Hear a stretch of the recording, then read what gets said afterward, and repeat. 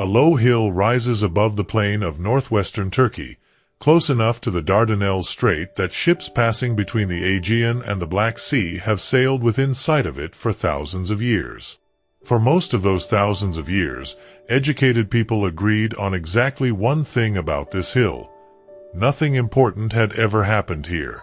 The city that supposedly once stood on it, a city whose siege and fall had been sung about since before written history in Greece even began, was treated by serious scholars as pure invention, a poetic backdrop no more real than Olympus or the underworld. Then, in 1871, a German businessman with no university training in archaeology, no formal excavation experience, and a battered copy of Homer he had reportedly carried since childhood, arrived at that same hill convinced the ancient poem was not myth but memory.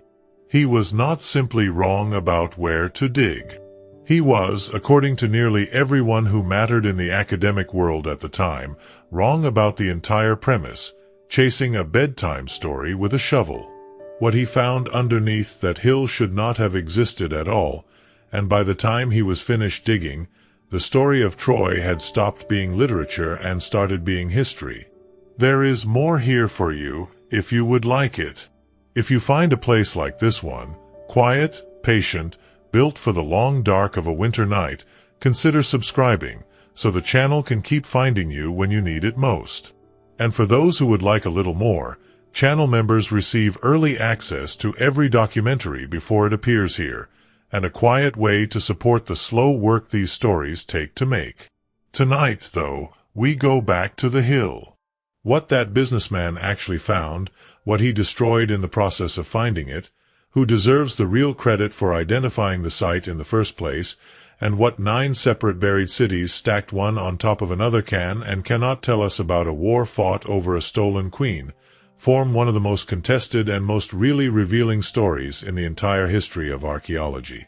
Tonight we trace that story from its roots in a poem recited from memory centuries before anyone wrote it down, through a century of digging that alternated between genius and vandalism, to a modern understanding of Troy that is stranger, more political, and more uncertain than either the ancient poets or the modern excavators ever fully admitted. Consider what it actually took for this story to survive at all. No single author wrote it down first. No single archive preserved it whole.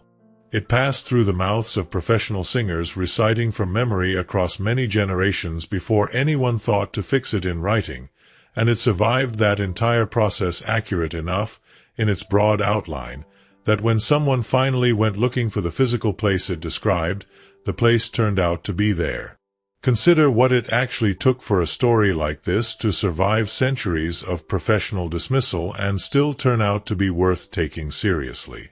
Generations of trained classicists, working with far more formal education than Schliemann himself ever possessed, had already examined the same poem and concluded the city it described belonged nowhere but in the imagination. It took a wealthy amateur with more conviction than credentials to actually go and check, and the fact that checking turned out to matter should give anyone pause before dismissing an old story too quickly simply because it sounds too neat to be literally true. No single tool told Schliemann exactly where to dig. He had a poem, a hunch, and money enough to test it, and that combination turned out to be enough to overturn a century of confident academic consensus that had dismissed the entire premise as childish literalism unworthy of serious scholarly attention. What that businessman found underneath the hill would eventually force an entire generation of trained professionals to publicly revise conclusions they had once considered beyond serious dispute, a rare enough event in the history of any academic discipline that it alone would make Troy's story worth telling even before accounting for everything else the following 17 blocks will trace. The hill itself gives away nothing to a casual glance. Grass, low ruins, a view of the strait. Everything that makes it matter sits underneath, compressed into layers that took a century and a half of patient, often contentious digging to even begin sorting into a coherent order. The Iliad, the epic poem that gave the Trojan War its lasting fame, was composed and transmitted orally for generations before it was ever written down, most classical scholars now dating its composition, or at least its crystallization into something close to the form that survives today, to somewhere around the 8th century BCE, attributed by ancient tradition to a poet named Homer whose own historical existence remains, even now, an actually open question among specialists who study early Greek literature. The events the poem describes, if they reflect anything close to true historical memory at all, would have taken place much earlier, during the Late Bronze Age, roughly the 13th or 12th century BCE, meaning that whatever real history lies behind the Iliad story of a Greek coalition besieging a wealthy city on the Anatolian coast would have passed through several centuries of oral transmission, a gap large enough that historians have long debated how much of the poem preserves authentic memory of Bronze Age events versus how much reflects the very different world of the poem's actual composers, working centuries later in what historians call the Greek Dark Age and the early archaic period that followed it. Oral epic poetry of this kind, composed and performed by professional singers working within a formulaic tradition of stock phrases, repeated epithets, and standardized narrative building blocks, could preserve certain kinds of information with real accuracy across many generations even without writing, particularly details connected to genuinely memorable events, prestigious objects, or significant places, while other details drifted, blended with later material, or were reshaped entirely to suit the concerns of whatever audience a given performance was actually addressing. The poem itself never claims to be a straightforward historical record, freely mixing divine intervention, supernatural combat, and clearly legendary genealogy with what read, in other passages, like really detailed and exact knowledge, particularly the poem's famous catalogue of ships listing dozens of Greek cities and their military contributions, a level of geographic and political specificity that some scholars have argued preserves authentic memory of Bronze Age political geography better than the poem's more obviously mythological content. What makes Troy's case so unusual within the wider category of legendary or semi-legendary ancient cities is not that people eventually wondered whether the underlying story contained real history. Plenty of ancient legends prompted that same question, but that the physical site itself was eventually identified, excavated, and confirmed to have existed as a real, continuously inhabited settlement occupying exactly the strategic location the ancient tradition consistently placed it in, a confirmation that turned an open literary question into an active archaeological one. Comparative study of other oral epic traditions from around the world, including recorded performances of still-living oral traditions collected by folklorists during the 19th and 20th centuries, has given modern scholars a much better sense of exactly how this kind of formulaic, memory-based composition actually functions in practice. Singers not memorizing a fixed text word for word, but rather reconstructing the story anew during each performance using a large stock of interchangeable phrases and narrative patterns learned through years of apprenticeship, a system that explains both how such enormous poems could be preserved across centuries without writing and why certain details proved considerably more stable across that transmission than others. The catalogue of ships in particular has drawn sustained scholarly attention precisely because its level of geographic and political detail seems to reflect knowledge of a political landscape that had already changed considerably by the time the poem reached its final written form, suggesting this specific section may preserve an older layer of the tradition, possibly reaching back close to the Bronze Age period itself, embedded within a poem otherwise shaped by the very different political world of its later composers. The process by which this oral material eventually became fixed in written form remains its own subject of scholarly debate, some researchers proposing a single moment of dictation to a scribe sometime in the 8th or 7th century BCE, others favoring a more gradual process of textual standardization occurring across several generations as literacy spread through the Greek world. The formulaic phrases scattered throughout the poem, recurring epithets like swift-footed Achilles or wine-dark sea, once dismissed by some earlier critics as evidence of poor or repetitive craftsmanship, are now understood by scholars of oral composition as essential structural tools that allowed performing singers to maintain the poem's demanding metrical requirements while composing extended narrative material in real time before a live audience. Ancient Greeks and Romans themselves generally believed Troy had been a real place. Visiting a site in northwestern Anatolia they identified as the city Homer described and treating it as a legitimate destination for pilgrimage, historical curiosity, and political theater, Alexander the Great famously visiting the site early in his own Asian campaign, reportedly running a ceremonial race at the tomb of Achilles and taking a shield believed to have survived from the Trojan War itself to carry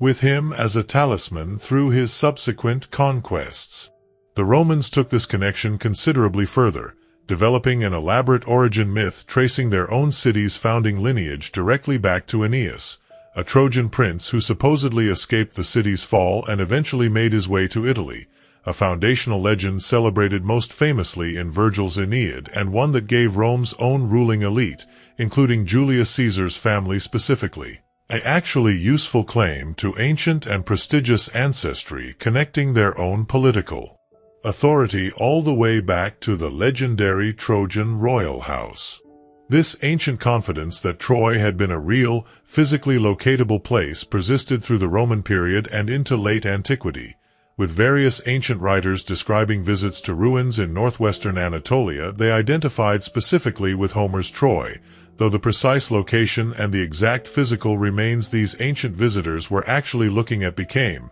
over subsequent centuries, genuinely difficult for later scholars to pin down with confidence, the ancient sites in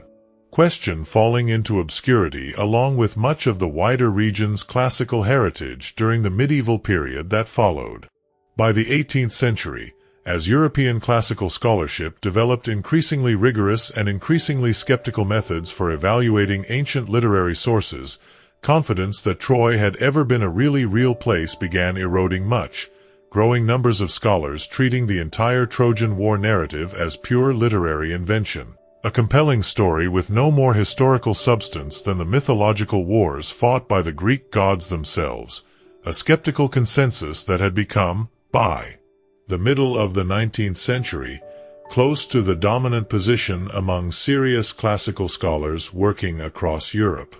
This academic skepticism formed the specific intellectual environment that Heinrich Schliemann would eventually challenge, and the sheer scale of that challenge deserves appreciation on its own terms, since Schliemann was not simply proposing a new interpretation of already accepted historical evidence but directly contradicting what most professional classicists of his own era considered a settled, well-reasoned conclusion that the Trojan War, and Troy itself, had never existed at all outside the imaginative world of Homer's poetry. The Roman poet Virgil's own decision to root his empire's founding myth directly in the aftermath of Troy's fall reveals just how seriously ancient political elites treated the supposed historical reality of the city, a foundational claim that shaped centuries of Roman self-understanding and that later medieval and Renaissance European rulers would themselves periodically invoke. Several noble families across medieval Europe eventually constructing their own genealogical claims tracing back to Trojan refugees, a testament to how thoroughly the belief in Troy's historical reality had embedded itself into European political culture long before any archaeologist ever put a spade into the ground at his Arlik. Medieval European chroniclers who had lost direct access to much of classical Greek literature nonetheless kept the Troy story alive through Latin intermediary sources, meaning the city's legendary status survived even through centuries when the original Greek text of Homer's poem itself was barely read at all in most of Western Europe, a testament to how thoroughly the underlying story had detached itself from its original textual source and taken on an independent cultural life of its own. Even skeptical 18th and 19th century scholars who doubted Troy's physical reality rarely doubted that the poem itself contained genuine value as literature, the debate centering specifically on whether Homer's geography and history reflected anything real rather than on whether the poem deserved serious study at all. Renaissance humanists rediscovering Greek texts directly, rather than through Latin intermediaries, reignited European fascination with the original Homeric material, though this renewed textual interest did little at first to resolve the underlying question of the city's actual physical location or historical reality. Medieval romance literature across France, England, and Germany also produced its own extensive body of Troy-themed material, often departing considerably from the original classical sources in favor of stories reshaped to reflect the specific chivalric and courtly values of their own later medieval audiences. Heinrich Schliemann, born in 1822 in what is now Germany, arrived at his eventual archaeological career through an unusual path, spending his early adult years building substantial personal wealth through international trade, first in Russia and later through business ventures connected to the California gold rush, accumulating a fortune that would eventually fund his own privately organized excavations without dependence on the academic or governmental sponsorship that supported most other serious archaeological work of his era. According to Schliemann's own later autobiographical writing, his fascination with Homer and with the exact question of Troy's physical reality dated back to his own childhood, inspired by an illustrated history book his father had shown him depicting the burning of Troy, an origin story Schliemann told and retold throughout his later career. Though modern biographers examining his personal papers and correspondence have found reason to treat several details of his own self-mythologizing origin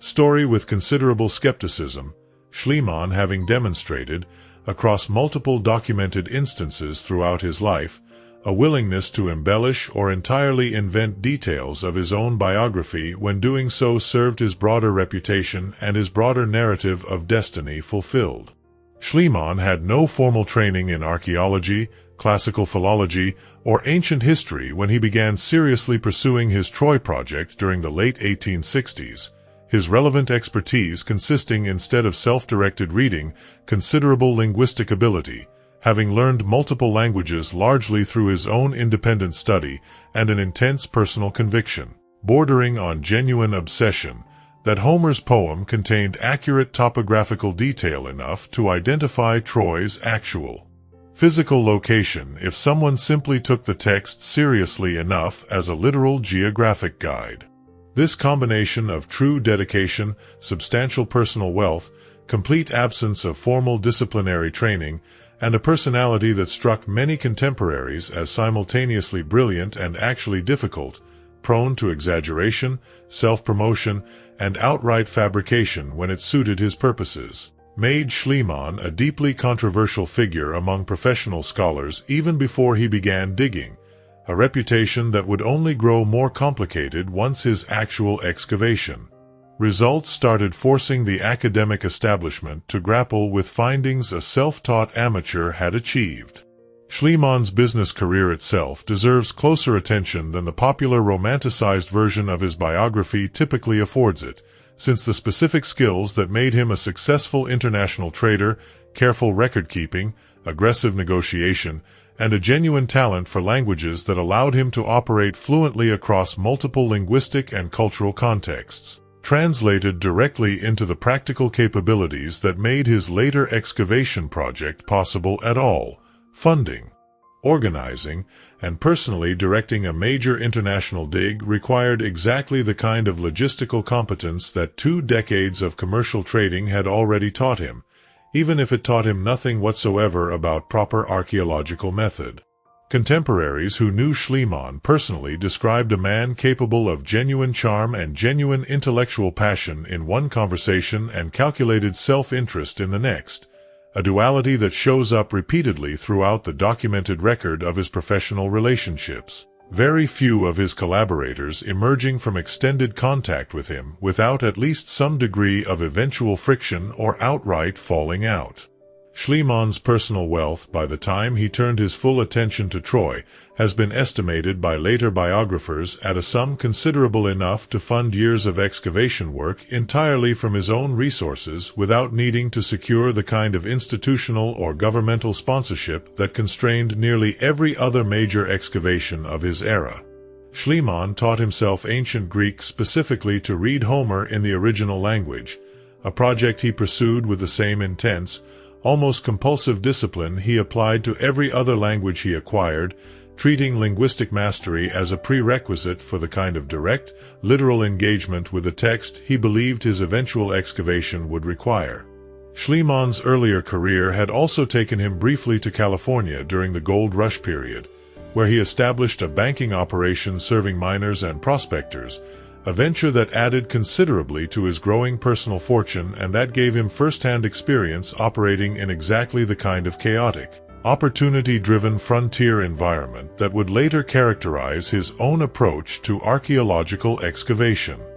The specific identification of Hizarlik, the hill in northwestern Turkey where Troy would eventually be excavated, as the most likely location for Homer's city did not actually originate with Schliemann himself, a historical detail that Schliemann's own later self-promotion tended to obscure, credit belonging instead substantially to Frank Calvert, a British diplomat and amateur archaeologist who had lived in the region for years, who owned property directly on part of the Hizarlik site itself, and who had already conducted preliminary excavation work there before Schliemann ever arrived. Calvert, working with considerably fewer financial resources than Schliemann would eventually bring to the project, had studied the local topography and ancient literary sources carefully enough to conclude that Hizarlik matched Homer's geographic description of Troy's location much better than Pınarbaşı,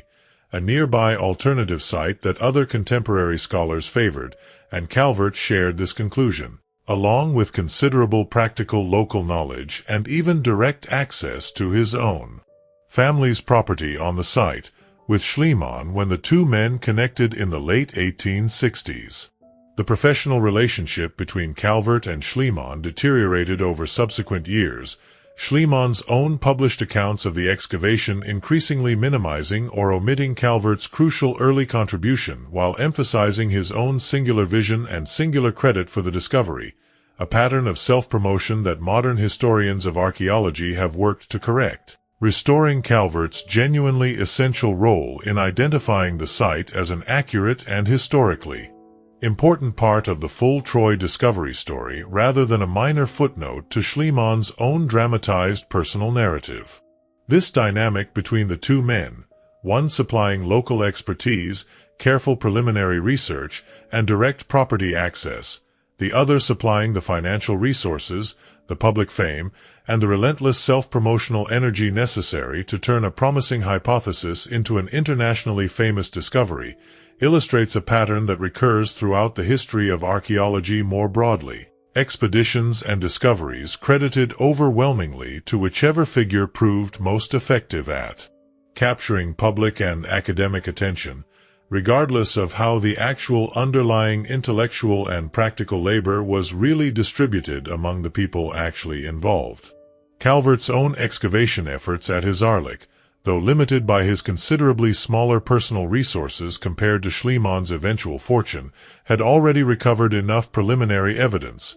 including ancient pottery and architectural remains consistent with Bronze Age occupation, to convince him the site deserved serious further investigation, and his willingness to share this hard-won research and even physical access to his own property with a wealthy foreign amateur he had only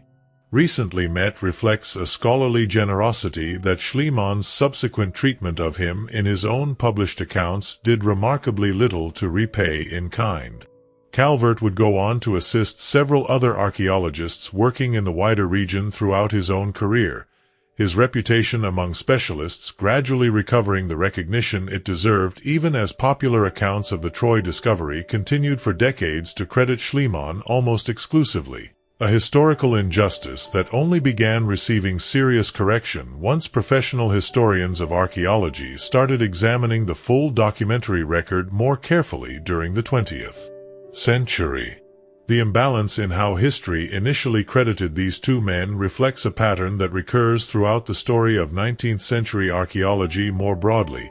Local expertise and preliminary groundwork routinely subordinated in public memory to whichever figure possessed the resources and the personal drive to turn a promising lead into an internationally publicized discovery.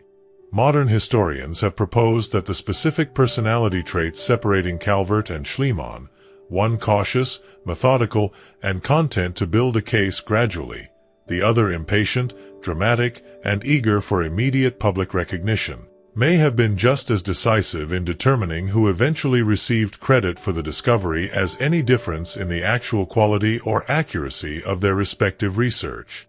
Schliemann began major excavation work at Hizarlik in 1870, initially without securing proper Ottoman permits, and his methods from the very beginning reflected both his complete lack of formal archaeological training and his overwhelming personal impatience to reach what he assumed would be the single, clearly identifiable layer of Homeric Troy, digging a massive trench directly through the mound's center that tore through multiple distinct layers of ancient settlement without the careful stratigraphic documentation that would have allowed later researchers to properly distinguish and date each separate layer of occupation. This destructive excavation approach, now considered a serious archaeological catastrophe by modern professional standards, reflected assumptions common among many excavators of Schliemann's own era, working before the systematic development of modern stratigraphic method, but Schliemann's particular combination of enormous financial resources, complete absence of formal training, and single-minded determination to reach what he believed was the correct layer as quickly as possible made his own exact excavation considerably more destructive than comparable work conducted by better-trained contemporaries working at other major sites during roughly the same period. Hizarlik, researchers would eventually confirm, actually contained not one but at least 9 distinct major layers of settlement, each representing a different period of construction, destruction, and rebuilding stretching from the early Bronze Age through the Roman period and beyond, a complex layered history that Schliemann's initial trenching method badly disrupted, destroying or badly compromising archaeological context for material from several of these layers in his single-minded rush to reach what he assumed, based on his own reading of Homer's physical descriptions, must be the Bronze Age layer matching the Iliad's account. Schliemann's early published reports and personal correspondence from this period reveal a man convinced, with a certainty that struck many professional observers as actually troubling regardless of whether his underlying identification eventually proved correct, that his own literal reading of Homer's poetic descriptions could reliably guide excavation decisions, an approach that occasionally produced genuinely useful insight but that also led him to draw confident conclusions about which specific layer represented Homeric Troy that later, more careful archaeological work would substantially revise. Contemporary observers who visited the site during Schliemann's active excavation seasons described scenes of genuine chaos, hundreds of local laborers moving enormous quantities of earth under conditions that several visiting professionals characterized as closer to industrial mining than to careful scientific investigation. Workers instructed to move quickly and dig deep rather than to document carefully what they were passing through, a working method that reflected Schliemann's own explicit priorities and that produced results correspondingly fast and correspondingly costly in terms of the archaeological information permanently lost in the process. Schliemann's own excavation permits explicitly required him to share discovered antiquities with Ottoman authorities according to terms he had personally agreed to before digging began, making his subsequent removal of Priam's treasure a direct and knowing violation rather than any kind of ambiguous oversight, a fact that later Ottoman and Turkish claims regarding the treasure's rightful ownership have consistently and reasonably emphasized. Ottoman officials assigned to monitor Schliemann's excavation activity documented repeated instances of digging beyond the boundaries and depths specified in his official permit, complaints that Schliemann largely ignored, continuing his own preferred excavation approach regardless of the specific restrictions local authorities had attempted to impose on his work. Local Turkish workers employed across the various excavation seasons at Hizarlik, though rarely credited by name in the published academic literature of the period, provided the actual physical labor that made every phase of the site's investigation possible, their accumulated practical knowledge of the terrain and its particular excavation challenges representing its own valuable, if historically under-acknowledged,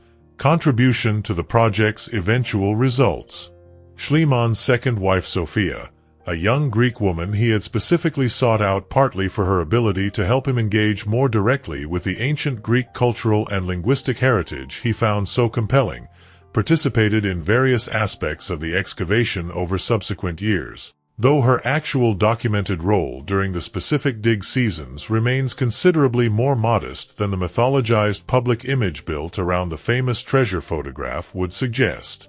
In 1873, during the final major season of his initial excavation campaign, Schliemann announced the discovery of what he called Priam's treasure, a substantial hoard of gold and silver artifacts, including elaborate jewelry, weapons, and vessels, that he claimed to have discovered together in a single location within what he believed to be the walls of Homeric Troy, an identification linking the hoard directly to Priam, the legendary Trojan king described in the Iliad as ruling the city during its final siege and fall. The circumstances surrounding this discovery generated controversy that has never fully resolved even today,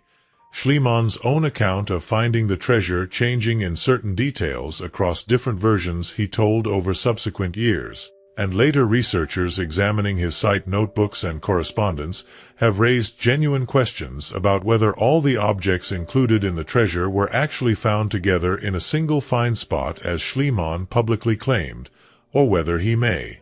have assembled artifacts recovered from multiple separate locations across the site into a single dramatic composite discovery for public presentation. A photograph Schliemann arranged showing his wife Sophia wearing some of the treasure's most elaborate gold jewelry became one of the most famous images associated with the entire discovery, though this photograph itself has become a source of additional controversy, since later evidence suggests Sophia may not have actually been present at the site when the treasure was supposedly discovered, meaning the photograph likely represents staged reconstruction rather than an authentic documentary record of the actual moment of discovery, a detail entirely consistent with Schliemann's broader documented pattern of prioritizing compelling public narrative over strict factual accuracy. Schliemann smuggled the treasure out of Ottoman territory in violation of the excavation permit terms that required artifacts to be shared with Ottoman authorities, a legal and ethical violation that generated considerable diplomatic friction and that resulted in an Ottoman lawsuit against Schliemann, ultimately settled through a financial payment. A pattern of prioritizing his own possession and public display of significant finds over legal and ethical excavation practice that recurred throughout his career and that modern archaeological ethics would treat as thoroughly disqualifying conduct for any excavator working today. The treasure's individual components, examined by later specialists working with considerably more sophisticated analytical techniques than were available in Schliemann's own era, have revealed metalworking techniques and stylistic details that help place the collection within its correct Bronze Age chronological and cultural context. Work that has continued refining scholarly understanding of exactly which period the objects most likely date to, even as the underlying questions about the circumstances of their actual discovery remain probably impossible to resolve with full certainty at this point. Modern conservators who have studied the individual gold objects using techniques unavailable in the 19th century have identified manufacturing methods consistent with genuine Bronze Age goldsmithing practice, lending at least some support to the basic authenticity of the objects themselves, even as questions about exactly where and how they were actually found remain considerably harder to settle using physical evidence of the objects alone. Subsequent excavation seasons at the site recovered additional smaller caches of valuable objects, though none matched the scale or the publicity of the original 1873 discovery, meaning Priam's treasure remains the single find most closely associated with Schliemann's name, even though it represents only one part of a much larger body of material his excavations actually recovered. The controversy surrounding Priam's treasure has, in a sense, outlived every other single aspect of Schliemann's own excavation legacy, remaining a live diplomatic and ethical issue well over a century after the objects themselves were first pulled from the ground, a testament to how thoroughly a single dramatic discovery can generate consequences extending far beyond the lifetime of the person who made it. The multiple distinct layers eventually identified at Hizarlik, numbered by archaeologists from Troy I, the earliest and deepest layer, through Troy IX, the latest Roman-era occupation, created true and lasting scholarly confusion about exactly which exact layer, if any, actually corresponds to the city described in Homer's poem, a question Schliemann's own initial excavation, having destroyed considerable contextual evidence in its rush to reach deep layers quickly, left much more difficult to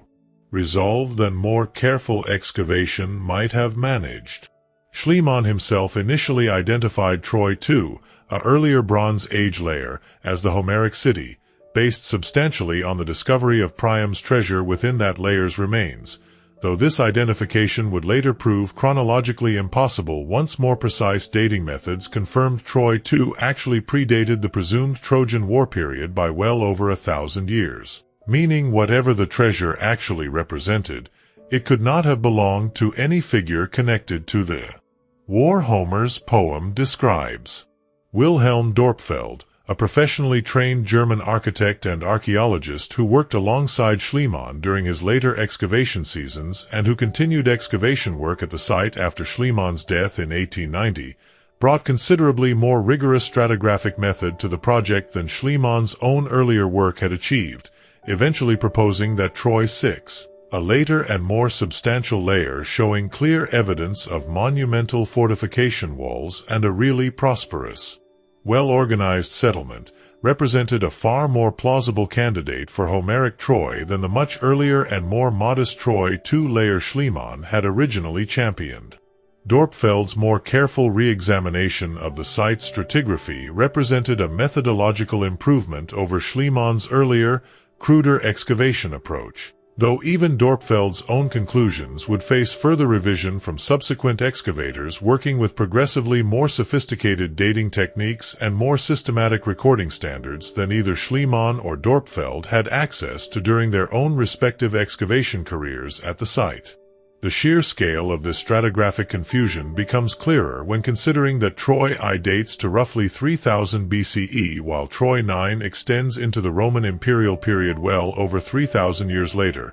meaning any single trench cut carelessly through the full depth of the mound, exactly the kind of trench Schliemann's initial excavation method produced, would inevitably mix together evidence spanning an enormous and archaeologically incoherent range of historical periods unless excavated with the kind of careful, layer-by-layer attention that Schliemann's own impatience consistently worked against. Each successive layer at Hisarlik also shows its own distinct pattern of destruction and rebuilding, some layers ending in clear evidence of fire and violence while others show signs of more gradual abandonment or peaceful transition,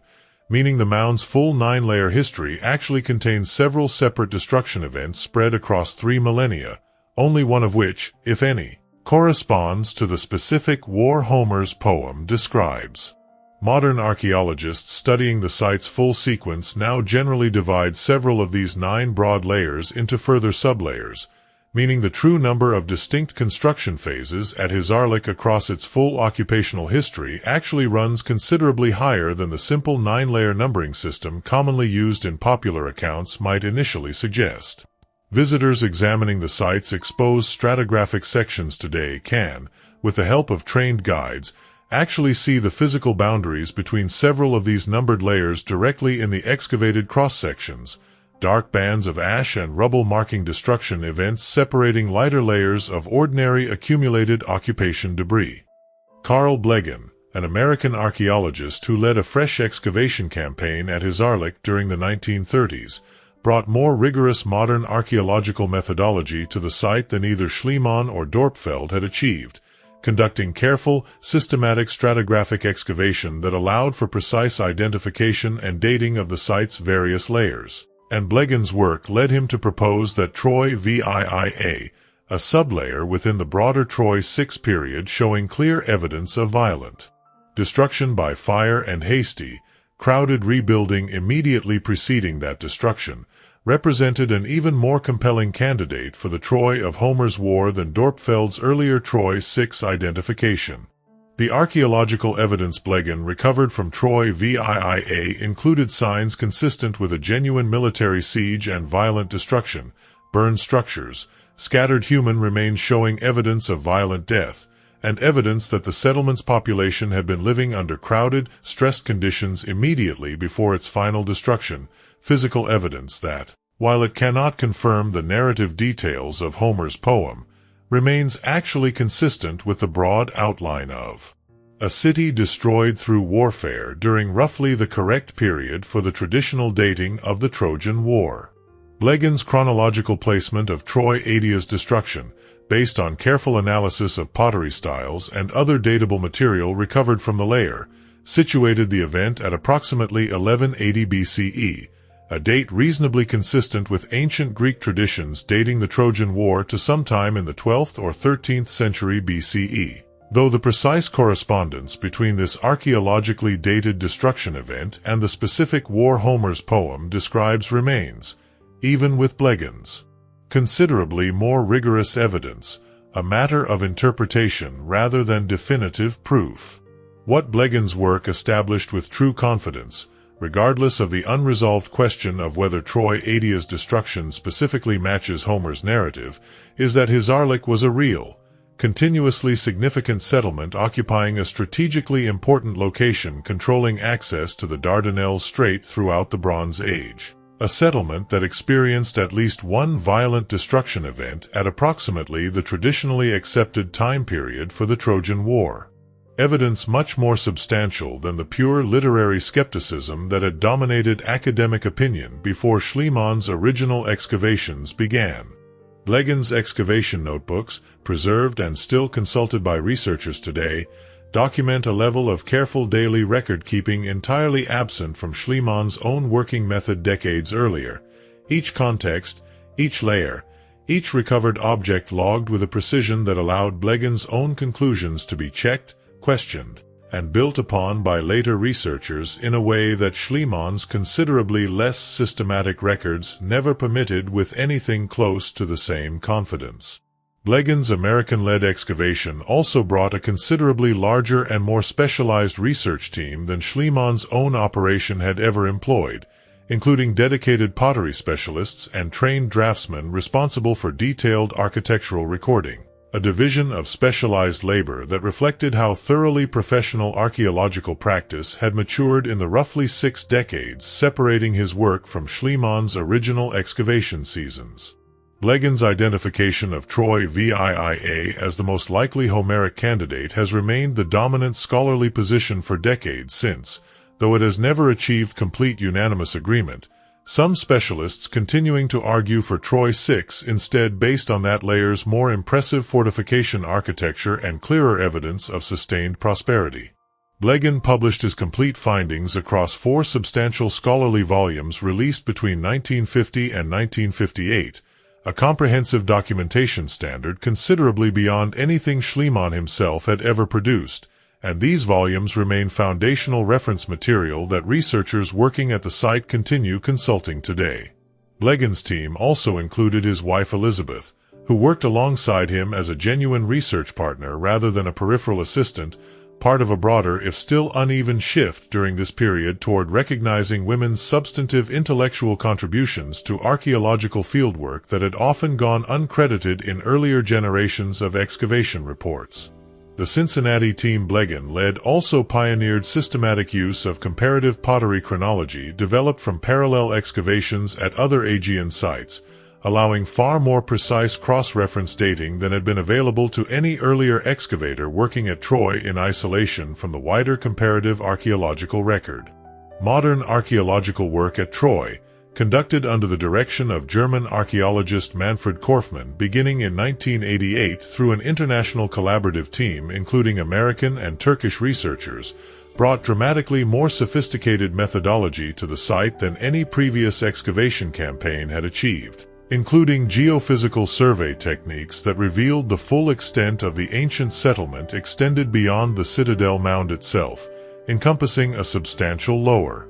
city occupying the surrounding plain that earlier excavators, focused overwhelmingly on the citadel mound, had never properly investigated. This discovery of an extensive lower city surrounding the citadel dramatically revised earlier scholarly assumptions about Troy's actual population and political significance, suggesting a settlement considerably larger and much more important within the wider Bronze Age political landscape of Anatolia than the relatively modest citadel excavations alone had previously indicated. a revision that lent additional plausibility to the idea that this exact city might genuinely have been significant, enough to feature prominently in the political and military conflicts remembered by later Greek oral tradition.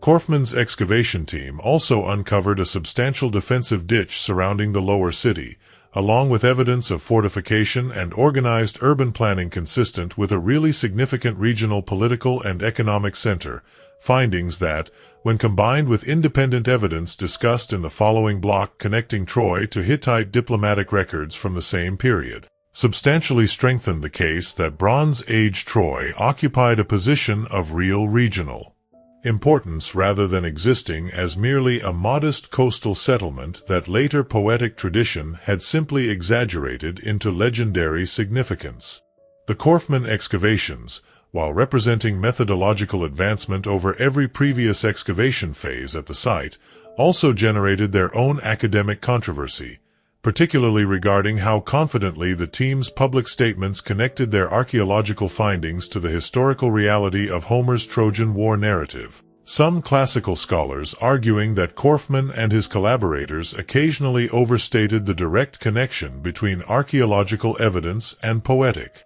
narrative in ways that outpaced what the physical evidence alone could actually support with full scholarly rigor. The geophysical survey techniques Korfmann's team employed, including ground-penetrating radar and magnetometry that could detect buried structures without excavation, represented a genuinely transformative addition to archaeological practice at the site, allowing researchers to map the full extent of buried remains across a much wider area than traditional excavation alone could ever have covered within any reasonable research time frame, fundamentally reshaping scholarly understanding of the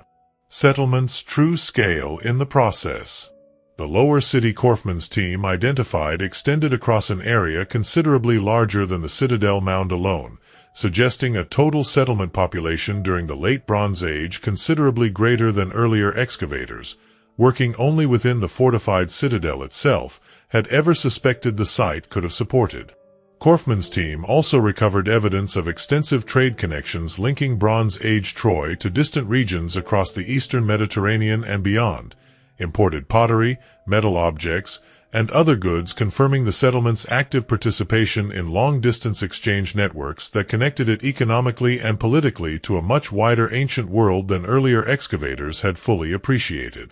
The international character of Korfmann's excavation team, drawing specialists from Germany, the United States, and Turkey working together under a shared research framework, reflected a broader trend toward collaborative, multinational archaeological projects that had become increasingly standard practice across major excavations worldwide by the final decades of the 20th century. Korfmann's death in 2005 brought his own direct leadership of the excavation project to an end, though the international collaborative framework and research priorities he had established continued shaping subsequent excavation seasons conducted under new leadership, a transition that itself illustrates how major long-term archaeological projects increasingly depend on institutional continuity extending well beyond any single director's own individual career.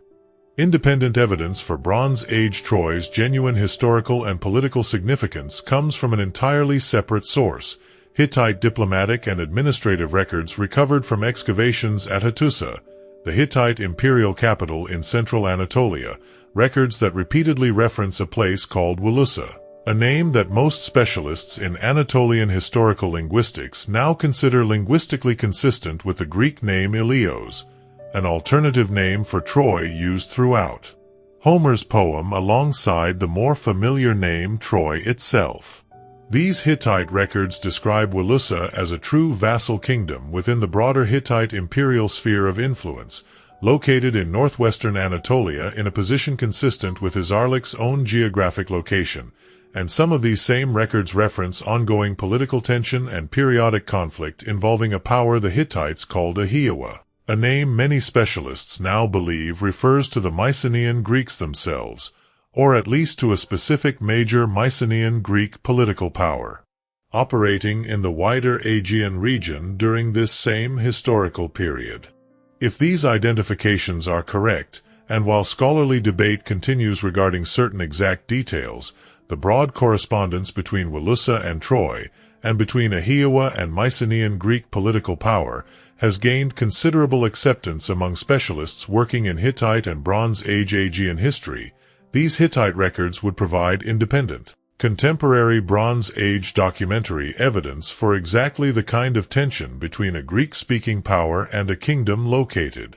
at Troy's own geographic position that Homer's later poetic tradition eventually transformed into the narrative of Achilles, Agamemnon, Priam, and the 10-year siege. This convergence of archaeological evidence from the site itself, independent Hittite documentary evidence naming Wilusa and describing tension with Ahiawa, and the much later Greek oral poetic tradition eventually crystallized in Homer's Iliad, represents one of the more actually compelling examples in all of ancient historical research of multiple independent evidence streams pointing toward a shared historical kernel, even while the precise details of any specific war, any exact siege, or any mythological episode described in Homer's poem remain impossible to verify or confirm through archaeological or documentary evidence alone. The broader Hittite imperial archive recovered at Hattusa, running to many thousands of individual clay tablets covering diplomatic correspondence, treaties, and administrative records spanning several centuries, provides historians with an unusually rich independent window into the wider political landscape of late Bronze Age Anatolia, a documentary resource that has proven invaluable precisely because it was compiled by an entirely separate civilization with no stake whatsoever in later Greek poetic tradition, offering a check on Homer's account that comes from a completely independent historical source. Specialists in Hittite language and history continue actively debating certain specific details of the Wilusa identification, even while broad scholarly consensus around the core connection has grown considerably stronger in recent decades, exactly the kind of productive ongoing disagreement that characterizes genuinely active areas of historical research rather than settled, uncontroversial fact. The correspondence between Hittite kings and various regional rulers preserved in the Hattusa archive occasionally references specific individuals by name, and while no Hittite text mentions a figure directly equivalent to Homer's Priam by that same name, several scholars have proposed that a Wilusan ruler named in these tablets as Alexandru may represent an authentic historical echo of the name Alexandros, the alternative Greek name for Paris, the Trojan prince whose actions supposedly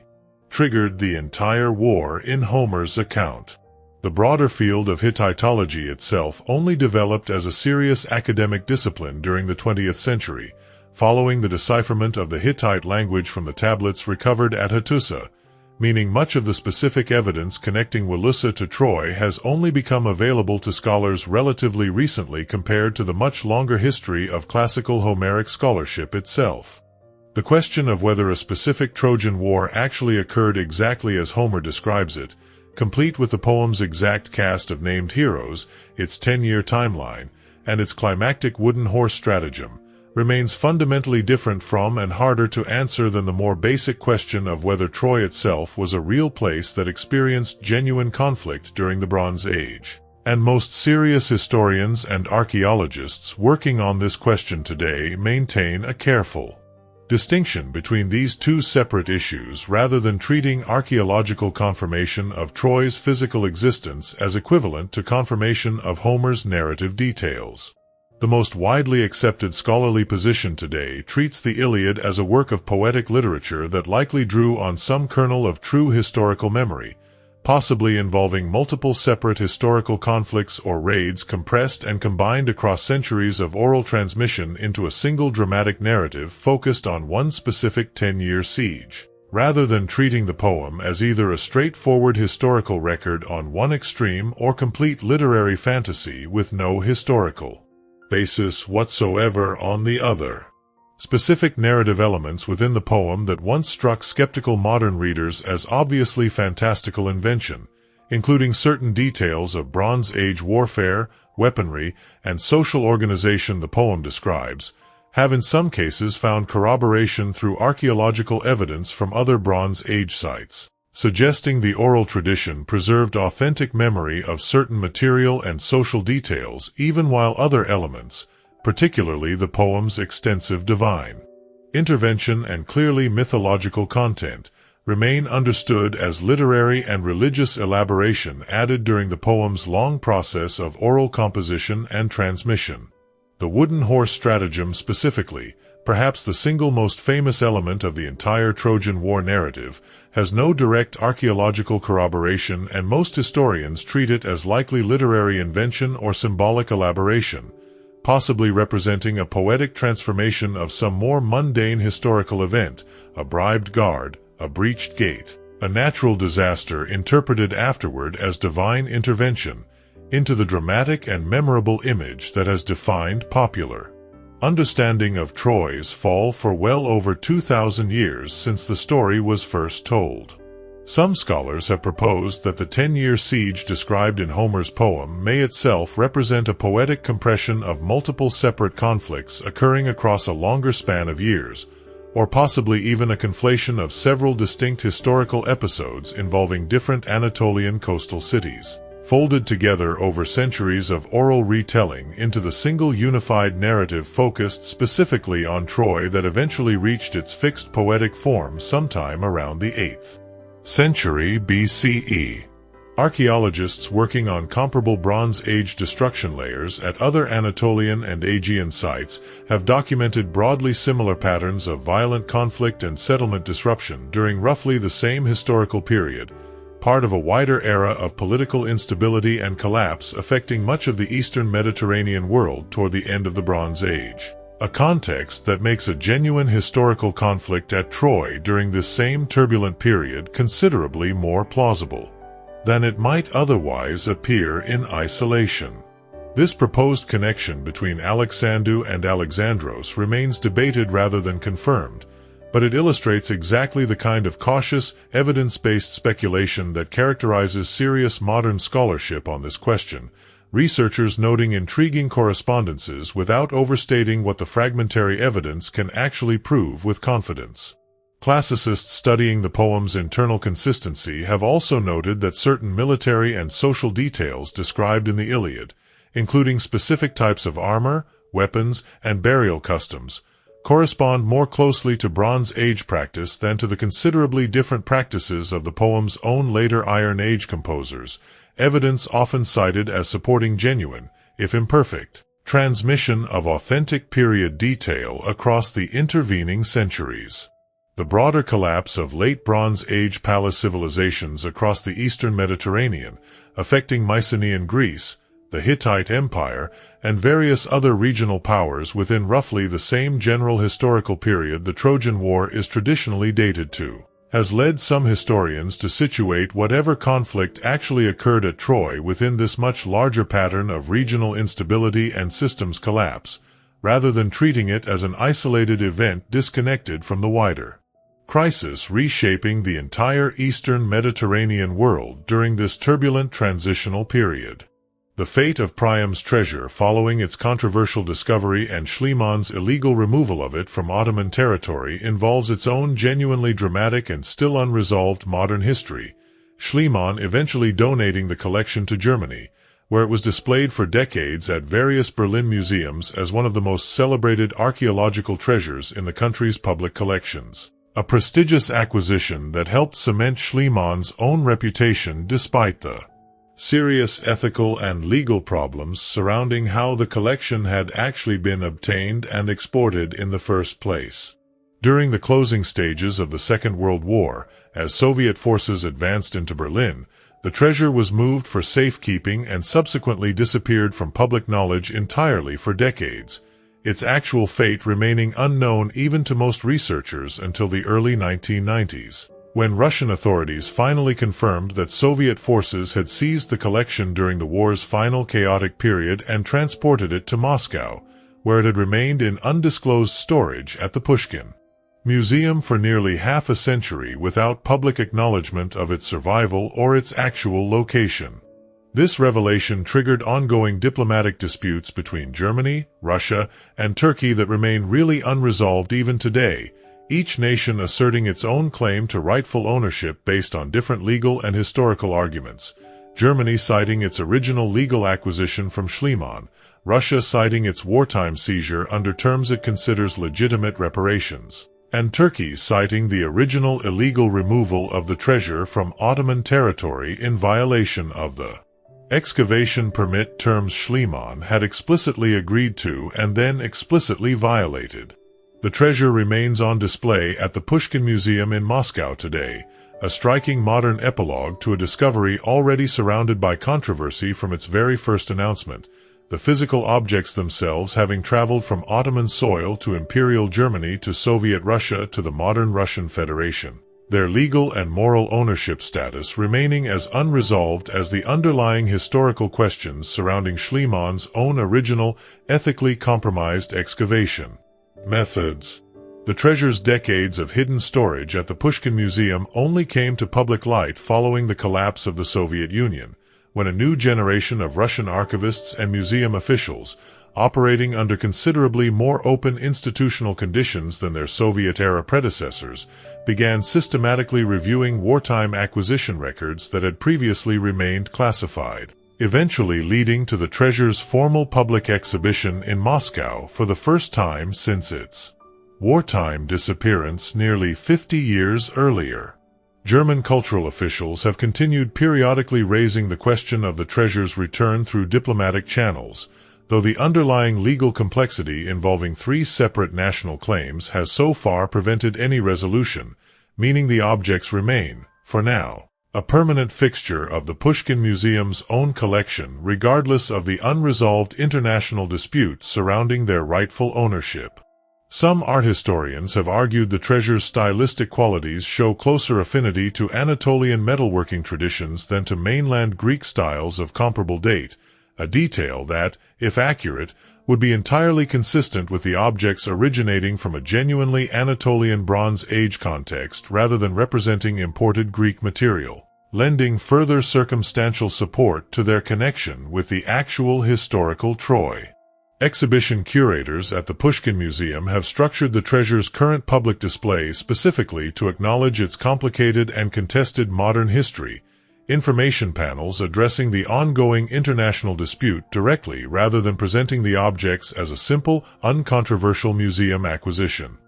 Schliemann's broader legacy within the history of archaeology remains actually, and appropriately, contested, professional archaeologists and historians of the discipline widely acknowledging that his destructive excavation methods, his documented pattern of exaggeration and outright fabrication in his published accounts, and his flagrant violation of the legal terms governing his excavation permits collectively represent a genuinely serious ethical and methodological failure by any reasonable, modern professional standard, failures that caused real, irreversible damage to archaeological evidence at one of the ancient world's really most historically significant sites. At the same time, Schliemann's fundamental willingness to take Homer's poem seriously as a potential guide to genuine historical geography, however crudely and however imperfectly he ultimately executed the actual excavation, forced a skeptical academic establishment to seriously reconsider a question many professional classicists had already dismissed as thoroughly settled.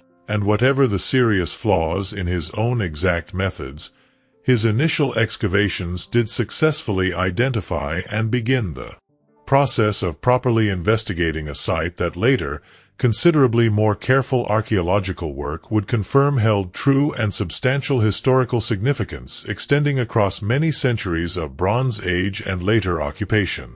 Modern historians of archaeology have increasingly worked to present a more balanced and more historically accurate account of the Troy discovery story, one that properly credits Frank Calvert's essential preliminary research and site identification, that honestly acknowledges the serious damage Schliemann's own destructive excavation techniques caused to the site's archaeological record, and that recognizes the substantial subsequent contributions of Dorpfeld, Blegen, Korfmann, and the many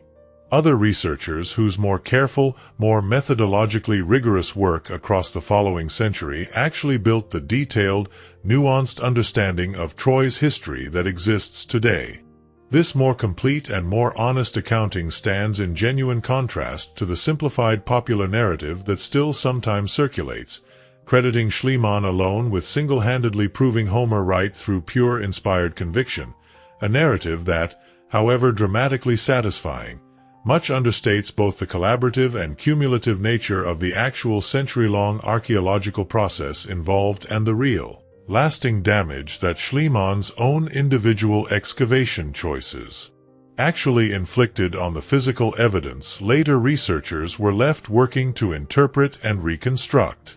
Historians of archaeology studying Schliemann's own extensive personal archive, including private letters, unpublished diary entries, and draft manuscripts that differ meaningfully from his final published accounts, have been able to reconstruct a considerably more complicated picture of the man than either his own self-promotional public image or his later critics' more purely dismissive portrayals typically allow. A figure whose genuine achievements and genuine failures were, in the end, inseparably intertwined rather than existing as two neatly separable categories of his own legacy. Even Schliemann's harshest modern critics generally acknowledge that his fundamental instinct, that ancient literary tradition deserved to be tested against physical evidence rather than dismissed purely on theoretical grounds, represented a genuinely valuable methodological principle regardless of how poorly he personally executed the actual excavation work that instinct eventually led him to undertake. University archaeology programs today frequently assign students Schliemann's own published excavation reports specifically as an exercise in critical historiographical reading, teaching students to identify exactly where his conclusions outpaced his actual evidence and where his personal narrative agenda shaped how he chose to present his findings to the public. Biographers who have compared Schliemann's private correspondence against his published autobiographical claims have documented numerous specific instances where the two accounts diverge substantially, including details about his own personal history that appear to have been invented or significantly embellished for public consumption, a pattern extensive enough that modern historians now treat nearly every unverified claim in his own published memoirs with considerable caution. The specific case of Schliemann has also become something of a recurring reference point in broader popular discussions about self-taught outsiders successfully challenging established expert consensus, though historians of science and archaeology alike generally caution against drawing overly simple lessons from his particular story, noting that his eventual vindication on the narrow question of Troy's physical existence coexisted with genuinely serious errors and genuinely serious ethical failures that a purely celebratory retelling of his story tends to conveniently minimize or omit entirely. Visiting Hizarlik today, now formally protected as an archaeological site and UNESCO World Heritage designation recognizing Troy's true historical and cultural significance, visitors encounter a site more complex to properly read and interpret than most comparably famous ancient ruins, the visible remains representing not one single ancient city but the compressed, overlapping physical traces of at least 9 distinct successive settlements built one directly atop the last across well over 3 millennia of unbroken habitation at this same strategically significant location. Walking through the site today requires accepting a certain amount of necessary interpretive complexity that more straightforward archaeological sites do not typically demand, walls and foundations from dramatically different historical periods sitting in close physical proximity to one another, requiring visitors, aided by careful site signage and guided interpretation, to mentally separate which structures belong to which specific layer of the site's genuinely long and really complicated occupational history. The excavated trench that Schliemann's original destructive digging cut directly through the mound remains visible today as its own kind of historical artifact, a physical scar documenting the very beginning of the site's modern excavation history, considerably less scientifically valuable than the more carefully excavated sections opened by later, more methodologically careful researchers, but significant as tangible evidence of exactly how dramatically archaeological practice and archaeological ethics have evolved across the roughly 150 years separating Schliemann's original 1870s excavations from the current, much more careful ongoing research still being conducted at the site. A large wooden horse replica, built specifically for tourists rather than representing any archaeological reconstruction, stands near the site's visitor entrance, a deliberately crowd-pleasing addition that some visiting classical scholars find actually at odds with the site's serious historical and archaeological significance. Though its continued popularity with ordinary visitors reflects something honest about how thoroughly the Trojan War's most famous, and most likely fictional, narrative element has embedded itself into popular imagination, regardless of what the actual archaeological evidence can or cannot confirm about its historical reality. Site guides working at Hizarlik today typically walk visitors through the layered stratigraphy in a specific recommended sequence designed to make the site's genuinely complex occupational history easier to follow, usually beginning with the most visually striking Troy II fortification remains before working through the later, more extensive Troy 6 and 7 layers that most current scholarship considers the strongest candidates for connection to Homer's narrative. Information panels scattered across the site today explicitly acknowledge the considerable damage caused by Schliemann's original excavation trench, a level of institutional honesty about the site's own complicated modern history that reflects how thoroughly archaeological ethics and public historical education have evolved since the 19th century. The site's ongoing excavation work remains visible to visitors during active research seasons, with roped-off areas indicating current investigation zones, giving tourists a rare direct view of archaeological fieldwork actually taking place at one of the ancient world's most historically significant locations rather than encountering only a finished, static museum-like presentation. Seasonal changes affect the site considerably, spring and autumn generally offering more comfortable conditions for the considerable walking the site's full circuit requires, while summer heat across this part of Turkey can make extended outdoor exploration of the exposed, largely unshaded ruins genuinely demanding for visitors unprepared for it. The broader significance of Troy's discovery within the wider history of archaeology as a professional discipline extends beyond the exact question of whether Homer's war actually happened, the Troy excavations collectively representing one of the field's clearest documented case studies of how archaeological method itself evolved across roughly a century and a half, from Schliemann's crude, destructive, single-minded trenching through Dorpfeld's more careful stratigraphic attention, through Blegen's genuinely rigorous modern scientific methodology, to Korfmann's sophisticated multidisciplinary international collaborative team incorporating geophysical survey and careful integration of independent textual evidence from an entirely separate ancient civilization's own archive. This evolutionary arc, visible with unusual clarity at a single continuously excavated site, offers historians of archaeology a really valuable case study in exactly how professional standards, technical capability, and ethical expectations governing archaeological practice have transformed since the field's own relatively early, often amateur-dominated origins. Troy functioning almost as a physical timeline of the discipline's own maturation alongside its more famous status as the physical setting for one of Western literature's most enduringly influential stories. The tension between Schliemann's important initial discovery and his simultaneously actually damaging excavation methods also offers a valuable,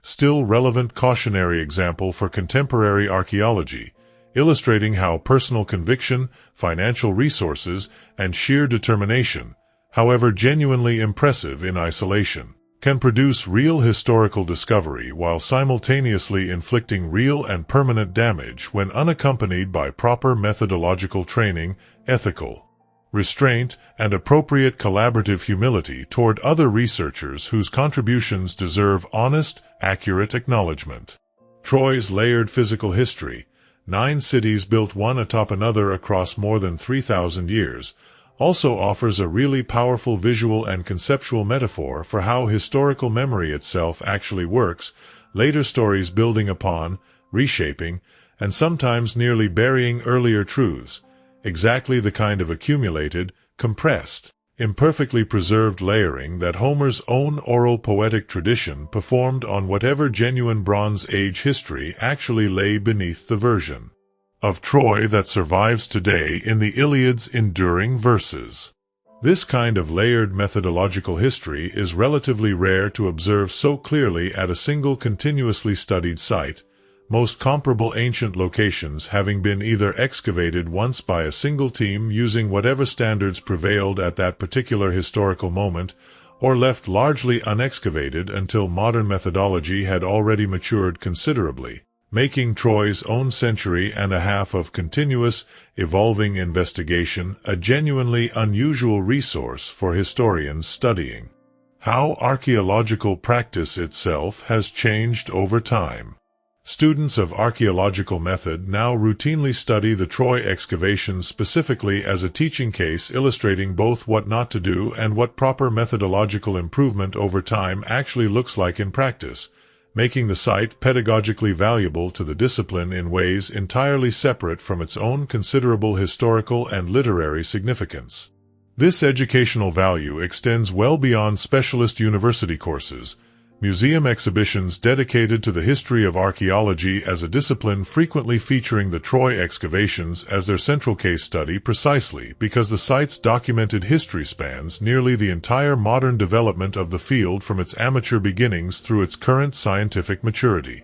The site also serves as a recurring reference point in broader academic and public conversations about archaeological ethics more generally. Schliemann's specific case frequently invoked precisely because it combines genuinely important discovery with genuinely serious ethical and methodological failure in a single, well-documented individual career, making it unusually useful for illustrating exactly why both dimensions matter when evaluating any archaeologist's actual legacy. Comparative case studies drawn from the Troy excavations now appear regularly in graduate archaeological ethics coursework worldwide, a discipline-wide adoption that speaks to how uniquely instructive the site's own documented history has proven for training successive generations of researchers in exactly what careful, responsible excavation practice does and does not look like.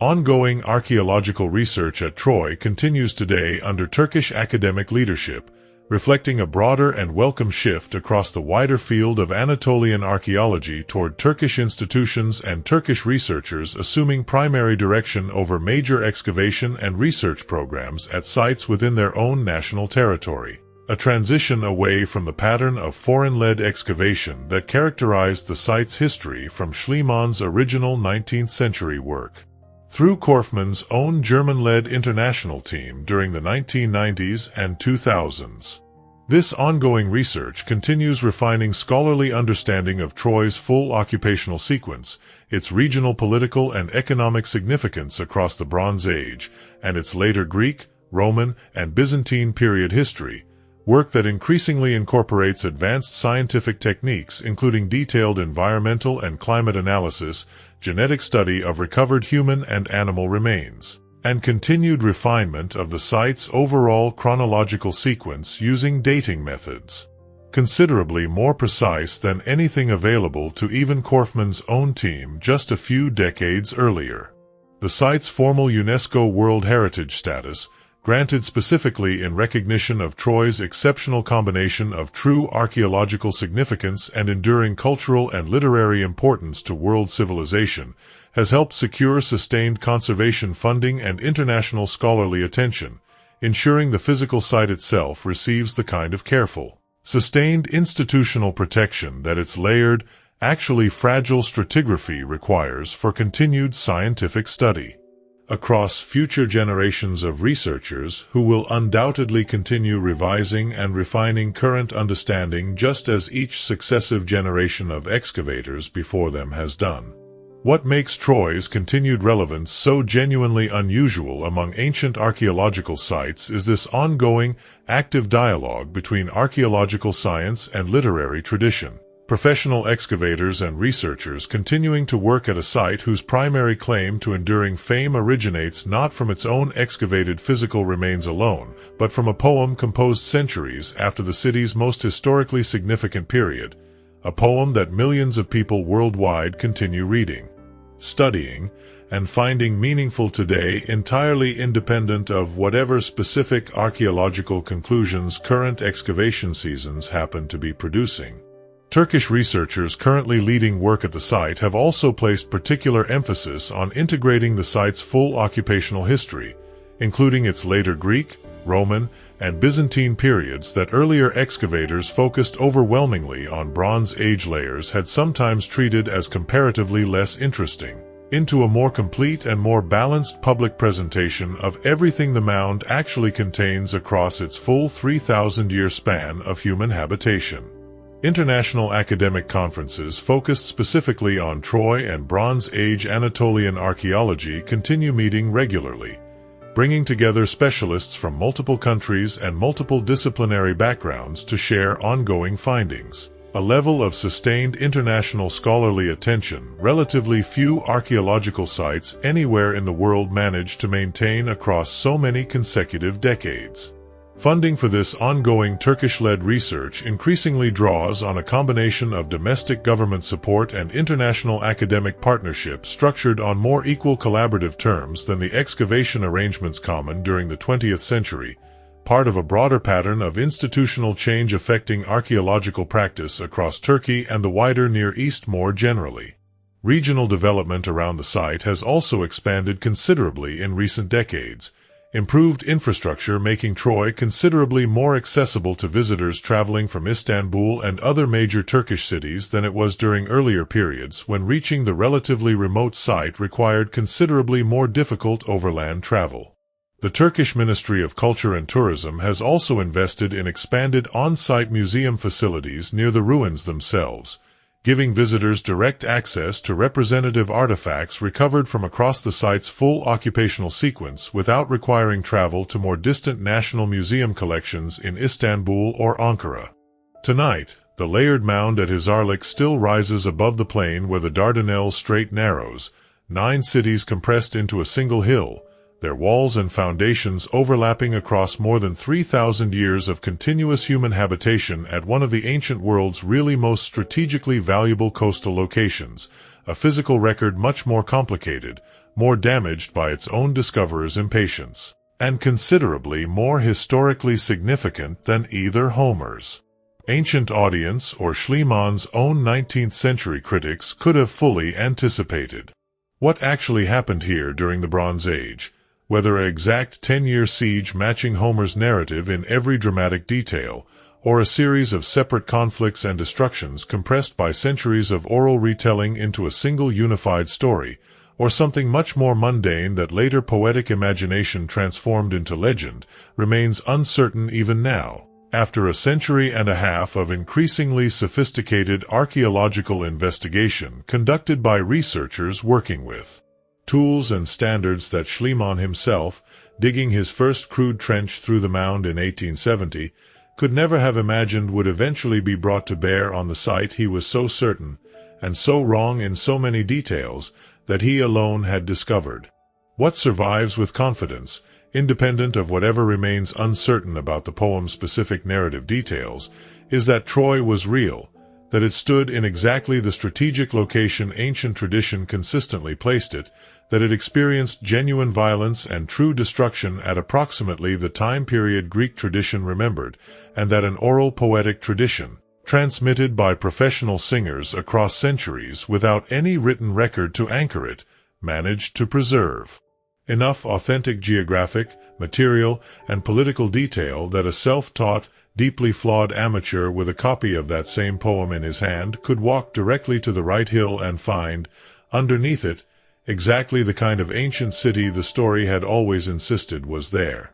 The stones of 9 cities, quarried and stacked and burned and rebuilt by people whose individual names history never recorded, sit tonight exactly where each successive generation of builders left them, holding within their compressed, overlapping layers a history stranger and considerably more actually uncertain than the simple, satisfying story of a poem finally proven true, waiting now, as they have waited across 30 centuries of steady human attention and steady human retelling, for whatever the next generation of researchers, working with tools not yet invented, manages to finally read correctly in the layered ground beneath this quiet, still contested hill. Somewhere within the compressed layers still not fully excavated, sealed beneath sections of the mound that even Korfmann's sophisticated survey technology could only partially map, additional evidence about Troy's true Bronze Age history almost certainly waits, information that future researchers,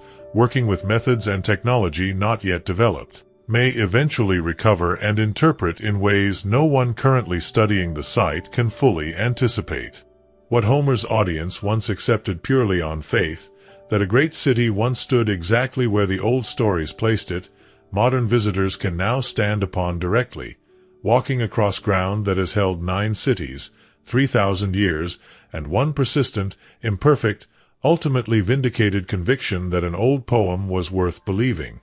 Every visitor who walks the site today, whether serious classical scholar or casual tourist drawn simply by the story's enduring fame, participates in a tradition of engagement with this hill that stretches back through Schliemann, through Alexander, through every Roman who ever claimed descent from a fleeing Trojan prince, all the way back to whichever anonymous singer first shaped scattered fragments of memory into the poem that would eventually prove, against every reasonable expectation, to be worth believing. None of that uncertainty diminishes what the hill itself has already proven. A story survived. A place was found. And for anyone still inclined to dismiss old legends too quickly, Troy remains the standing counterexample worth remembering. The hill is still there. The strait still narrows past it exactly as it always has. And somewhere in that layered ground, the next answer is still waiting for someone patient enough to go looking properly. Schliemann himself did not live to see most of the discoveries that would eventually confirm and refine his own basic identification of the site, dying in 1890 still convinced, incorrectly as later excavation would show, that Troy too represented Homer's city. A final irony that fits neatly within the broader pattern of a man whose fundamental instinct proved right even where nearly every specific conclusion he personally reached along the way proved wrong. If this documentary has kept you company through the night, consider subscribing so you never miss the next quiet journey. And if you are ready for another story from the ancient world, there is one waiting for you on the screen now.